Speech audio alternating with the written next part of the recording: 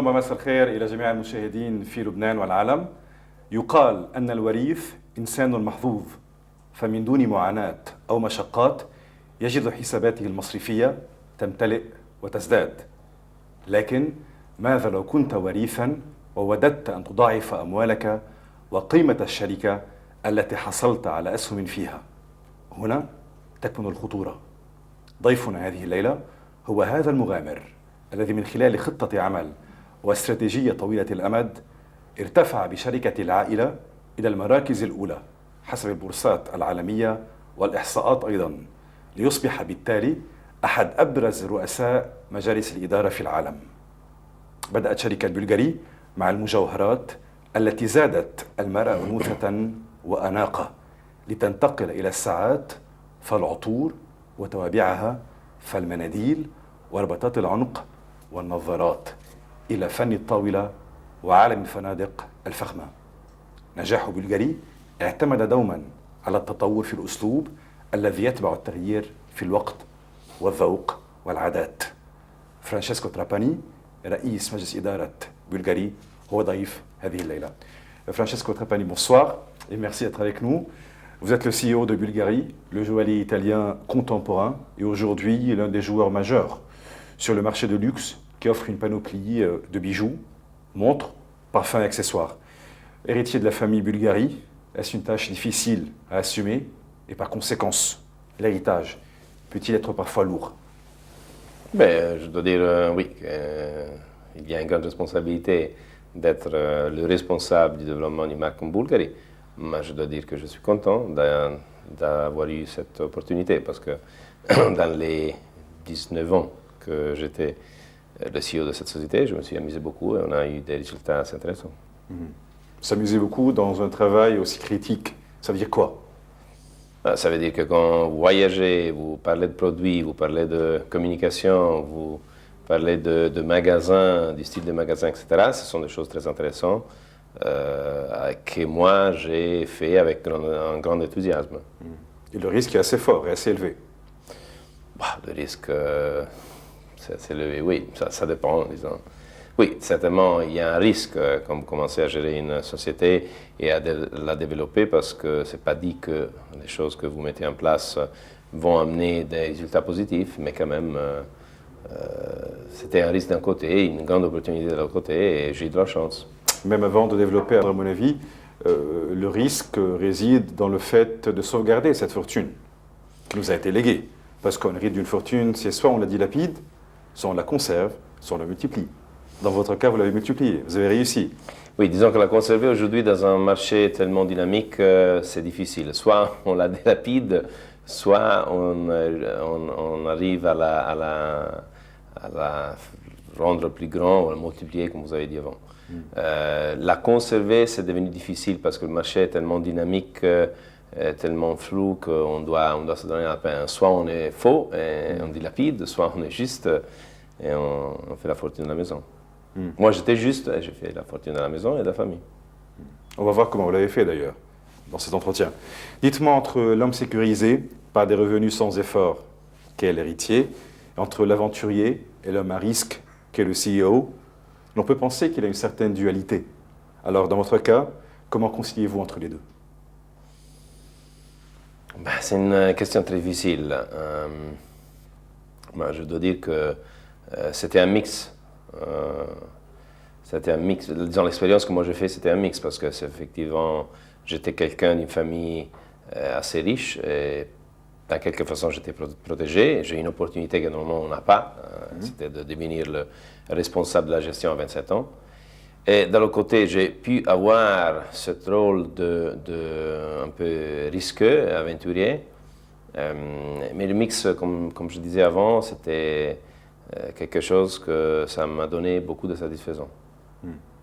Mais ce risque n'est pas uniquement un risque personnel, c'est un risque vis-à-vis aussi de la famille, des membres de la famille, des oncles, des tantes, des héritiers, ils sont tellement nombreux. Bon, est-ce qu'on conserve la maison Bulgari ou pas? Aujourd'hui, vous avez parlé d'un marché dynamique, donc en effervescence continue, il faut pouvoir s'y adapter et il faut essayer également de vaincre les intempéries du temps. Alors dans votre cas, comment a été votre stratégie? Bah, la stratégie, maintenant c'est un peu difficile de vous raconter toute la stratégie du commencement jusqu'à aujourd'hui, parce que, comme je disais, on doit couvrir presque 20 ans. On ne va pas rentrer dans des détails par détail, c'est normal. Si, c'est normal. En On disant va parler qu'on a des grandes travaillé, lignes. si, on a travaillé sur, je dirais, 4 choses plus importantes. Le produit, la distribution, la communication et l'organisation. Ça, c'était une société dans les années 80, que c'était un pur joaillier, avec une famille de montres. Et qu'est-ce qu'on a fait? On a travaillé sur l'assortiment de produits, d'un côté pour avoir une vraie portefeuille de montres, pas une seule famille de montres, mais plusieurs types de montres. Puis on a élargi ce portefeuille parce qu'on est rentré dans la parfumerie et dans les accessoires. Et ça, c'était, si vous voulez, la chose la plus importante, parce que d'un côté, ce qu'on a fait, on a consolidé notre leadership dans les bijoux, mais on a utilisé le prestige et le pouvoir du nom Bulgari sur des segments adjacents comme les montres surtout et puis les accessoires et la parfumerie pour développer les affaires. La deuxième chose qu'on a fait, c'est la distribution. Ça, c'était une société dans les années 80 avec une distribution super exclusive. On vendait les produits qu'à travers des magasins avec l'enseigne Bulgari. Et ces magasins, à l'époque, il était seulement 5. Aujourd'hui, on a presque 200 magasins bulgares dans le monde entier. Et ça veut dire qu'on a fait un développement très, très agressif. Et à côté de ces magasins, on a aussi tout un réseau de wholesaling, ça veut dire de points de vente multimarques pour les bijoux, pour les montres, pour les accessoires et pour la parfumerie. La troisième chose qu'on a fait, on a investi dans une façon très agressive dans toutes les activités de marketing pour, d'un côté, augmenter la notoriété de la marque au niveau mondial, parce qu'à l'époque, la marque était très connue en Italie, mais pas connue à l'étranger, presque pas connue à l'étranger. Et certainement, on a aussi travaillé d'une façon qualitative, dans le sens que toute cette activité de communication a aidé aussi à élever le niveau de prestige de la marque. Et la quatrième variable sur laquelle on a travaillé, effectivement, c'est l'organisation. Ça, c'était une petite société de 80 personnes dans les années 80. Aujourd'hui, c'est un groupe international très articulé, avec à l'intérieur une production de bijoux et de montres, avec des sociétés de distribution détenues dans tous les pays plus grands du monde. Nous sommes plus de 2000 personnes. Et vous imaginez la différence entre une société de 80 personnes et une société de 2000. Alors, celui qui vous écoute en train de nous raconter avec ce monologue les péripéties de votre développement, il se dit, voilà, c'est très simple, ça a été assez rapide et ça a été très facile. Mais je présume que non. Enfin, il y a une grande difficulté, bien entendu. On va essayer d'en parler tout au cours de cette émission. Vous êtes l'arrière-petit-fils de Sotirio Bulgari, orfèvre d'origine grecque, qui est venu s'installer à Rome en 1879, se lançant de l'anonymat. Il était anonyme, on ne le connaissait pas.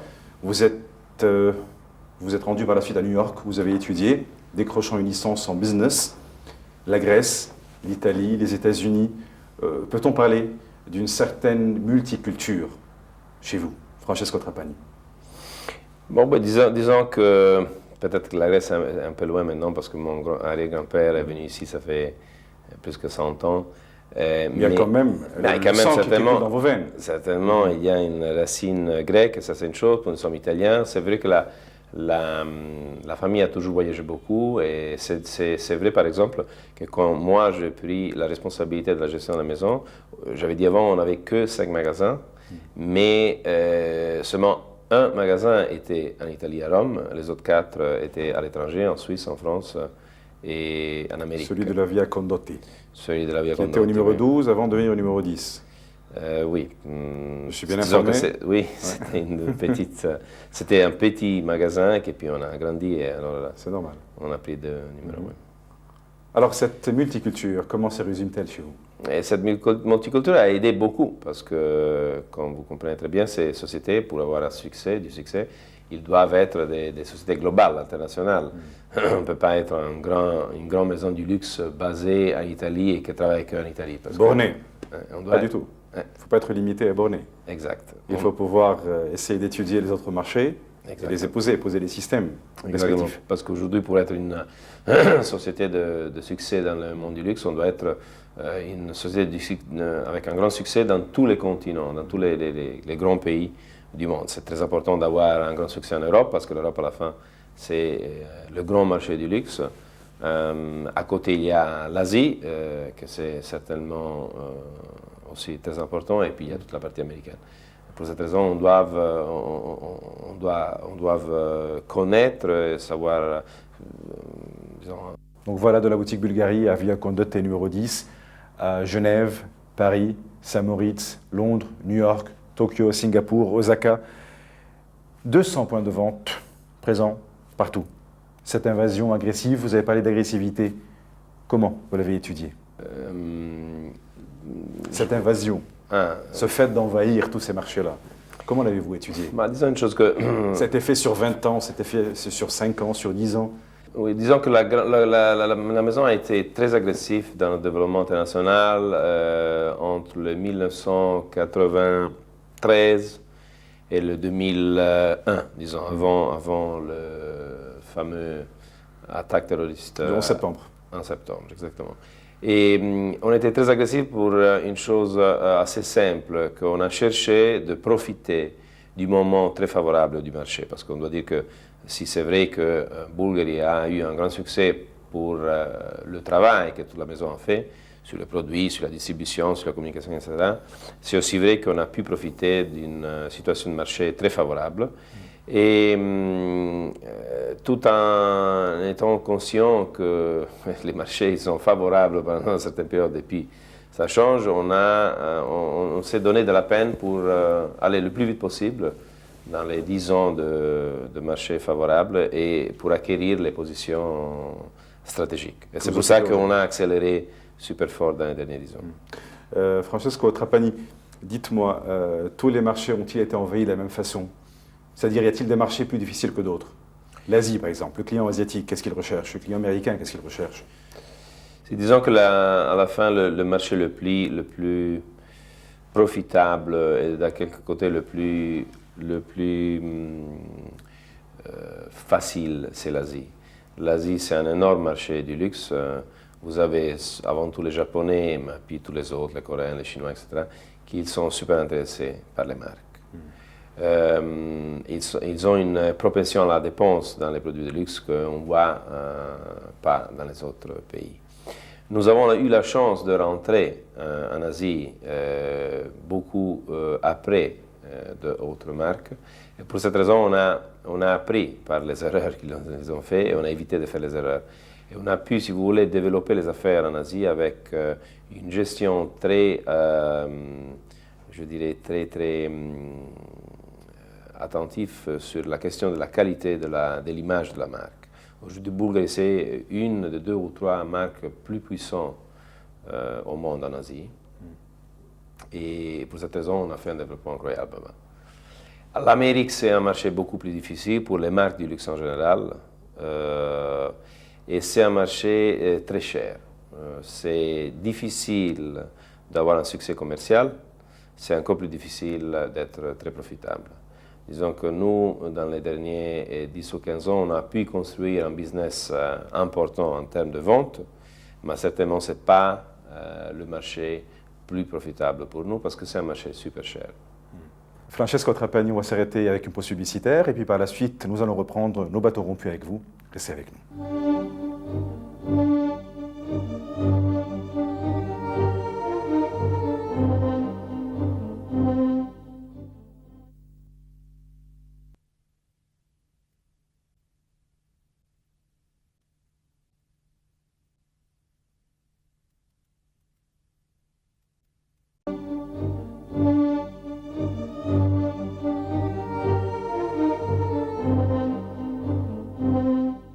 Retour à l'émission Wara al-Wujuh, au-delà des visages. Et ce soir, nous rencontrons le CEO de Bulgari, Francesco Trapani. Parfois, je fais un mélange entre Francesco et Francesco. Vous allez m'excuser. Alors, dans les années 60, Bulgari crée son style unique, inspiré du classicisme grec et romain, de la Renaissance italienne, ainsi que de l'école romaine du 19e siècle. Aujourd'hui, nous sommes au 21e siècle. Comment Bulgari s'est renouvelé au fil du temps? Belle question. Ben, on doit savoir être actuel. Alors, si vous voulez, toute la création, soit du produit, soit de toutes les activités de communication, soit de notre magasin, est certainement permis par l'expérience classique de la maison, mais c'est évident que toutes les personnes qui ont des responsabilités créatives dans ce domaine, ils sont basés dans l'actualité d'aujourd'hui. C'est un mélange entre la modernité d'un côté et le classicisme du passé. On se demande parfois, on se dit que les bijoux, qui sont des pièces qu'on lègue, qui sont une fortune qu'on laisse à nos enfants, à nos petits-enfants, et qui ne sont jamais démodés. Enfin, c'est un produit qui reste, qui persiste et qui ne change pas. Comment on peut actualiser un bijou? Comment on peut rajeunir un bijou? Comment pourrait-on donner un coup de fouet, un coup de jeunesse à une gamme de joaillerie, à une gamme de bijoux? Vous voyez, c'est un peu difficile de vous expliquer ça en deux mots. Disons qu'avant tout, on doit dire qu'il y a des styles qui sont actuels, tout à coup commencent à devenir moins actuels, et puis après 10 ans, 15 ans, 20 ans, retournent actuels. Par exemple, dans ces périodes, il y a toutes les années 70 qui sont redevenus très actuels. On a dans notre musée, par exemple, toute une série de produits des années 70 qui étaient un peu, si vous voulez, cachés jusqu'à ça fait 2-3 ans. Aujourd'hui, ils sont devenus de grande actualité. Par exemple, les actrices plutôt que les modèles, comment est-ce qu'on dit Les mannequins? Les mannequins, ils utilisent ça dans les défilés ou dans les services de mode, disons. Les actrices les utilisent dans des soirées, des Par exemple, parce qu'ils sont redevenus des objets qui sont très en vogue aujourd'hui. Ah, donc c'est des objets confinés dans les coulisses que vous avez gardés pendant plus que 30 ans. Vous Alors, les avez retrouvés, vous les avez fignolés de nouveau et vous les avez ressuscités. Non, disons que alors aujourd'hui, si on fait de la création nouvelle, si on fait des bijoux nouvelles, on peut par exemple regarder un peu les années 70 parce qu'il y a toute une série de signes qui sont appréciés aujourd'hui, encore une fois. Et pour cette raison, vous pouvez faire des choses modernes, mais avec des racines années 70, et ça va certainement aider le succès de l'objet. Bon, justement, est-ce que la mode est un cycle? La mode est un cycle. Est-ce qu'on revient? C'est-à-dire, est-ce que la mode Oui, apparemment oui, non, parce qu'on a vu dans le passé les années 60 retourner, et puis les 70, etc. Oui, c'est un peu un cycle. Ça, c'est l'expérience qu'on fait aujourd'hui. C'est pas vraiment dans les bijoux, ça, c'est beaucoup plus dans la mode, dans les habits. Dans le côté vestimentaire. Exactement, mais c'est vrai que ce que vous savez. En ce qui vous concerne à vous, ce qui concerne la joaillerie. Et ça commence à devenir un cycle aussi dans la joaillerie, parce que c'est vrai qu'il y a toute une série d'objets que, je disais avant, étaient en vogue dans les années 60 ou 70, et aujourd'hui, ça recommence à devenir d'actualité. Alors le cycle, ça commence à avoir un effet aussi sur les bijoux. Francesco Trapani, dans une entrevue accordée à Times Magazine le 19 août 2000, vous considérez que la diversification dans les produits de haute qualité renforce la gamme Bulgari et confirme votre créativité. Une question m'intrigue. Sans cette diversification, est-ce que la maison Bulgari aurait-elle survécu? Je pense pas. Survécu peut-être, mais je pense pas que sans la diversification, on aurait pu devenir une grande marque globale. C'est vrai que pour gérer comme il faut une marque du luxe, c'est très important de faire la diversification, parce que la diversification du portefeuille de produits a deux objectifs. D'un côté, vous la faites parce que vous voulez faire leverage sur la notoriété et le prestige de la marque pour augmenter les ventes et augmenter les profits, si possible. Et ça, c'est le premier objectif. Le deuxième objectif, c'est d'utiliser cette nouvelle idée pour parler, encore une fois, de vous à la clientèle, pour redire encore une fois que vous êtes sur le marché pour faire de nouvelles choses. Et si vous êtes capable de faire des choses créatives et appréciées, alors encore une fois, vous dites que vous êtes une maison de succès créatif.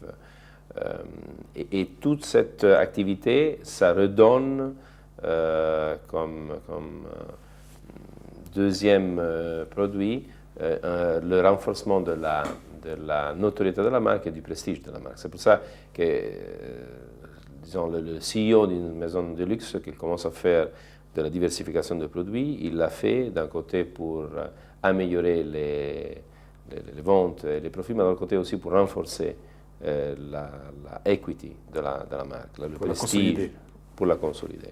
C'est vrai que pour faire ça, on doit faire les choses comme il faut, non? Faire le parfum, c'est juste ou faux pour une marque comme Bulgari. Ça dépend. Si vous le faites bien, vous avez du succès, vous faites de bons produits, vous avez la presse qui s'occupe de vous et qui parle bien de votre projet, de votre activité, et certainement tout ça, ça renforce la marque. C'est bien évident que si au contraire, vous faites un produit qui est un produit vilain, pas apprécié, vous n'avez pas de succès, etc., c'est évident que vous faites de la dilution de la marque. Vous faites un dommage à la marque. Vous êtes trop diversifié et à un moment donné, on vous a critiqué pour cette diversification qui a été sur les bords, qui a été un peu extrémiste, surtout dans l'arène touristique et dans l'hôtellerie. Donc on a pu accepter au début les accessoires, on était favorable à l'égard des montres, on a été favorable à l'égard des accessoires, à l'égard des parfums. Mais bon, l'hôtellerie a été une diversification où vous avez été critiqué. Est-ce que vous voulez commenter? Oui, c'est vrai que, disons, une partie de la communauté financière m'a critiqué pour le choix de rentrer dans les hôtels. Pourquoi ils l'ont fait? Moi, je pense pour deux raisons. Tout d'abord, avant d'expliquer ou de justifier, de dire pourquoi ils vous ont critiqué, pourquoi vous avez choisi l'hôtellerie. Nous avons choisi encore une fois l'hôtellerie pour deux raisons. D'un côté, parce qu'on voit dans ce projet, que c'est un projet un peu particulier, on devrait, disons, expliquer la structure financière qu'on va suivre pour se développer dans cette affaire, parce qu'autrement on ne comprend pas. Disons, en toute vitesse, que nous, on va investir dans l'hôtellerie dans le sens que notre objectif, c'est de faire 6 ou 7 hôtels à 5 étoiles dans les 6 ou 7 marchés plus grands du monde. On parle de Rome, Milan, Paris, Londres, Tokyo, New York, etc. Avec une image très contemporaine et avec un style très bulgari. Ça veut dire quoi, style très bulgari? Des hôtels luxueux, des bijoux dans les chambres, dans les salles de bain. C'est une idée, voilà, je vous la donne. Non, ça veut dire qu'on va faire, vous savez, si vous regardez le marché de l'hôtellerie à 5 étoiles, avec quelques exceptions, et par exemple Four Seasons, c'est certainement une exception, c'est normalement dominé par des hôtels avec un positioning très traditionnel. Non? On parle toujours des Louis XV, Louis XVI. Et il y a une opportunité, selon notre avis, d'Européen à faire à 5 étoiles avec un style très contemporain. Bulgari est un joaillier contemporain et c'est pour ça que nous sommes en train de préparer un concept nouveau et très intéressant dans la modernité. Mais non, la chose importante, c'est que nous, on ne va pas investir l'argent dans le real estate parce que ça, c'est une opportunité. Ça peut être une opportunité, mais c'est aussi un grand danger. Et pour cette raison, l'investissement de cette venture, parce qu'en plus, disons, c'est une joint venture avec le groupe Ritz-Carlton, qui s'occupe de la gestion, va s'occuper de la gestion. C'est un investissement très limité. Pour cette raison, si vous voulez, nous, on fait ça avec deux objectifs. D'un côté, avoir un retour sur l'investissement intéressant, et pour la raison que l'investissement sera limité, on a des raisons à penser que le retour sur cet investissement, la rentabilité de cet investissement, ça va être intéressant. Ça, c'est le premier objectif. Le deuxième objectif, c'est aussi de continuer à renforcer la marque à travers cette activité. Alors, par exemple, prenons l'exemple de Milan. Je prends l'exemple de Milan simplement parce que ça sera le premier hôtel qu'on va ouvrir et sera ouvert d'ici à 12 mois maximum. On a choisi un endroit très particulier à Milan parce que vous savez que Milan, c'est une ville sans la verdure. Non? Ils n'ont presque pas d'arbres, de parcs, etc. Nous, on a eu la chance d'avoir un espace au centre de Milan, à côté de Via Monte Napoleone, avec un parc. On a 4000 mètres de jardin, si vous voulez, et qui c'est adjacent à l'orto botanico. Comment est-ce qu'on dit en français? Je ne sais pas. Orto botanico. L'art botanique, quoi. C'est le jardin botanique. Un jardin botanique. Jardin botanique. Alors, tout en étant dans l'hôtel, vous avez une vis-à-vis incroyable parce que c'est un parc énorme devant vous. Non? Alors, ça va être quelque chose de super prestigieux. Ça sera un petit hôtel avec 60 clés entre, disons, chambres et 60 chambres. 60 chambres et suites.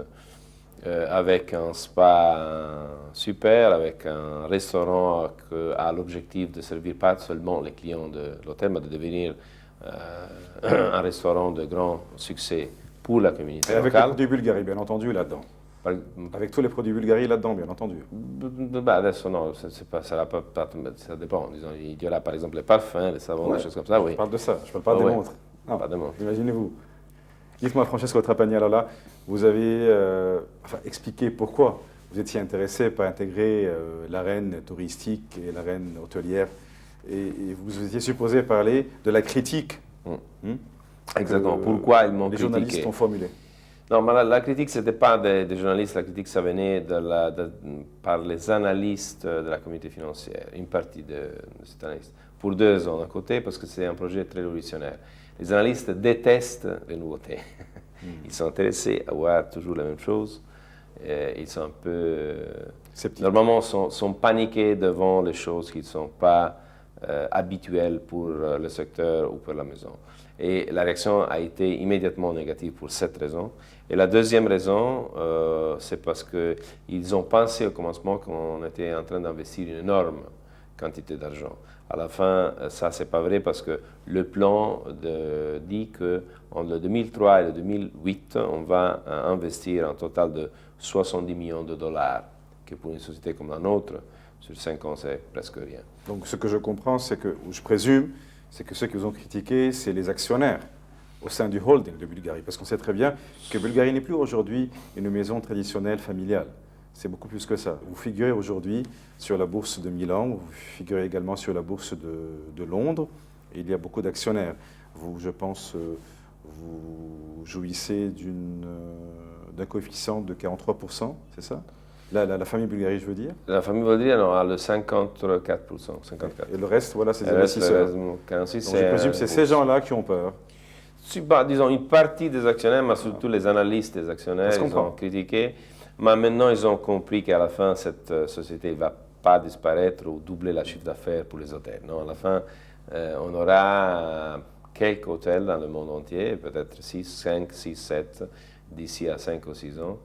Et que là, disons, ça peut être une opportunité pour la maison parce que c'est effectivement dans des grands marchés, si vraiment on arrive à avoir un hôtel à 5 étoiles super bien géré, et ça c'est faisable parce que nous avons ce partenariat avec Ritz-Carlton et avec un succès avec la communauté locale, ça va être un competitive advantage vis-à-vis les concurrents qui vont faire du marketing. Un avantage compétitif. Un avantage compétitif, oui. Francesco Trapani, juste avant de nous arrêter une fois de plus avec une pause publicité, il y a une question qui m'intrigue une fois de plus. Enfin, les questions intrigantes sont très nombreuses ce soir. Vous avez le complexe des noms prestigieux. Vous avez parlé du Ritz-Carlton. Vous avez fait une alliance avec le Ritz-Carlton. Et on sait très bien que vous avez également fait une alliance avec Rosenthal pour la gamme de l'art de la table. N'auriez-vous pas pu lancer une gamme d'art de la table sans avoir recours à un nom déjà connu? N'auriez-vous pas pu créer des hôtels sans avoir ce partenariat avec une chaîne très connue? Pourquoi ce risque n'est pas pris jusqu'au bout? Pourquoi vous avez le complexe de choisir tout le temps des noms prestigieux pour mieux vous consolider et pour être mieux sur les chapeaux de roue? Nous n'avons pas de complexe, nous sommes des personnes très disciplinées. Alors la question c'est est-ce qu'on pourrait faire des hôtels nous-mêmes, tout seuls? La réponse est bon, en théorie oui, mais c'est un grand risque parce qu'en réalité on n'a pas le know-how de gestion d'un hôtel. On peut avoir, si vous voulez, l'expérience pour dessiner un hôtel, mais on n'a pas l'expérience pour le gérer comme il faut. Et dans un marché très compétitif, c'est très important pour avoir du succès dans le long terme, avoir un hôtel super beau et avec un service incroyable le premier jour, mais aussi après 10 ans. Et pour ça, Oui, c'est mais très important. mais la gérance passe en deuxième lieu. Ici, vous parlez d'un joint venture avec l'immobilier. Le real estate est déjà là. On n'est pas investi dans le real estate. Non, mais on doit gérer l'hôtel. On doit servir les spaghettis comme il faut. On doit nettoyer les chambres. On doit soigner le client. Et ça, c'est une chose que quelqu'un qui a une expérience de 100 ans dans les hôtels à 5 étoiles, certainement, il peut faire mieux que nous. Mon Et Dieu, c'est pour ça. mon Dieu, ici, vous attaquez les hôtels italiens, les hôtels ici en Italie. Non, non, non, j'attaque. Les spaghettis sont mal servis chez eux, je présume. Non, non, non, non, non. Je dis que moi, je ne serais pas capable de servir les spaghettis comme il faut. Et c'est pour ça que je demande à Ritz-Carlton de s'occuper de ça. Alors, joint venture, ce n'est pas une question d'avoir un complexe, c'est une question de savoir les points de force et de faiblesse d'une maison. Je pense que nous avons certainement dans les hôtels quelque chose à dire au niveau concept et style, mais on ne peut rien dire sur la gestion. C'est pour ça qu'on a fait l'accord avec eux. Sur la question Rosenthal, c'est différent. C'est vraiment une super petite chose. On pourrait la faire toute seule, oui. On a décidé à l'époque de signer ce contrat avec Rosenthal. Mais c'est disons, un business négligeable pour nous. Francesco Trapani, une fois de plus, une pause avec la pub.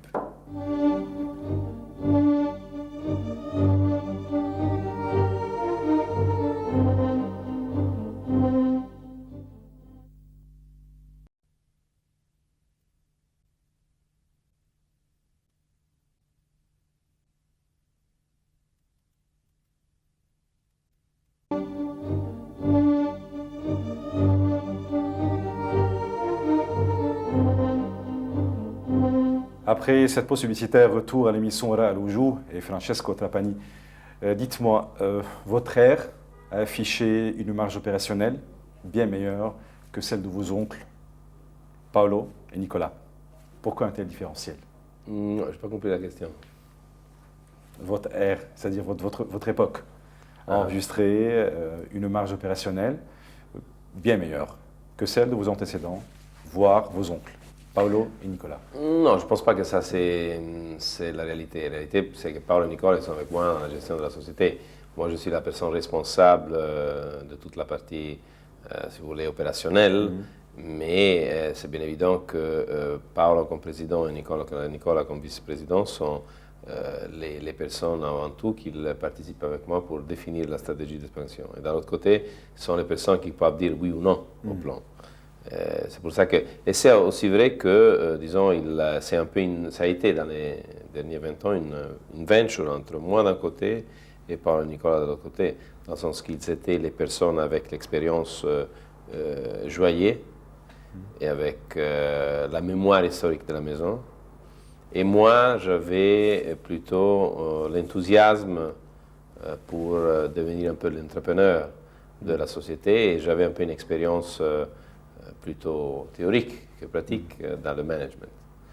Et alors je vois plutôt une venture entre les deux qu'un antagonisme entre la marge opérationnelle que moi j'ai pu faire et qu'ils ont fait avant. Vous complétez alors? Exactement. Nous sommes très complémentaires. Dites-moi, vous êtes réputé pour être un CEO rigoureux, discipliné et agressif. Comment vous vous situez par rapport aux CEO des grandes sociétés de produits de luxe ou bien des CEO de grandes compagnies internationales, en l'occurrence Bernard Arnault, François Pinault, Martin Bouygues, Carlos Ghosn. Alors, où est-ce que vous vous situez par rapport à ces gens-là? Je ne peux pas faire de la comparaison. Avant tout, je ne les connais pas assez bien. Je connais M. Bernard Arnault, mais les autres, je ne les connais pas personnellement. Et c'est pour ça que je ne peux pas vous répondre. C'est bien clair que vous avez mentionné des sociétés énormes, 10 fois ou 100 fois, ça dépend, Bulgarie. Pour cette raison, moi, je fais un travail différent, je pense. D'accord, mais chaque société, bien entendu, bon, elle est dans son domaine, elle a un cachet particulier. Si vous voulez, moi, je suis, comme vous avez dit, rigoureux d'un côté, agressif de l'autre. Et je pense que je suis... Disons, la réponse que je peux vous donner, c'est qu'est-ce que moi je fais. dans cette société. Les choses les plus importantes que moi je fais ici, c'est d'un côté m'occuper de la partie stratégique.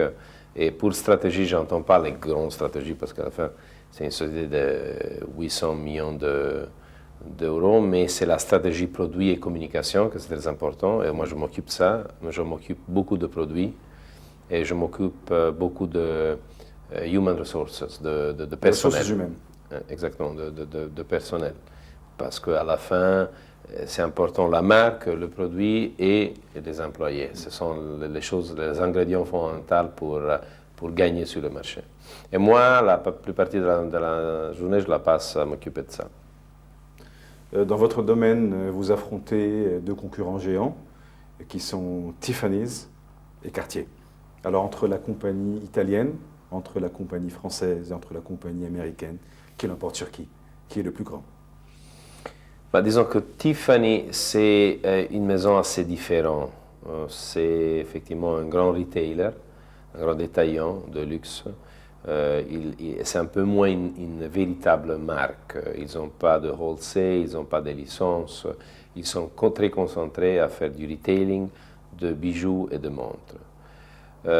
Cartier et Bulgari sont des véritables marques avec un portefeuille de produits très diversifié, avec, si vous voulez, certainement une partie détail très importante dans la maison, mais aussi toute la partie wholesale, c'est aussi une clé pour le succès de la maison.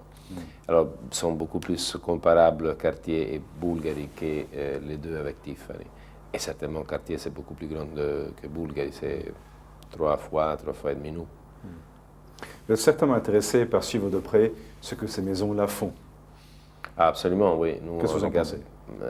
J'ai un grand respect pour Cartier, que c'est un leader dans notre métier et dans le luxe en général. Et on cherche d'apprendre, disons, de la maison Cartier, parce que c'est vraiment certainement une société très professionnelle, bien organisée, etc. Et puis on cherche d'éviter les erreurs que de temps en temps ils font. La toute dernière pause avec la publicité avant de clôturer cette émission avec le CEO de Bulgari, Francesco Trapani. Restez avec nous.